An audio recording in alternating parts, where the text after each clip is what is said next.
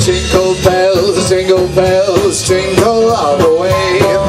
Oh, what fun it is to ride in one-horse open sleigh.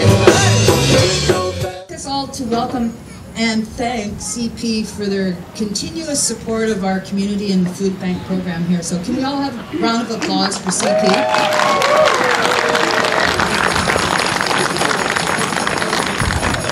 It's 15 degrees today, and it's almost confusing that it could be closer to Easter than Christmas, but in 10 days we'll all be sitting down with our presents and our family and our friends and our good foods, and it's your support through the food bank and the food bank workers and CP that's made it possible for everyone in our extended community to have a good time in the coming holiday season. So thank you, and thank you CP for all your efforts throughout the years.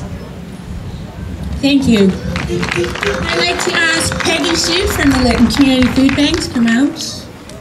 And one of our own Canadian Pacific Police Services constable, Darren, to come out and present a check to Peggy on behalf of Canadian Pacific for $4,000.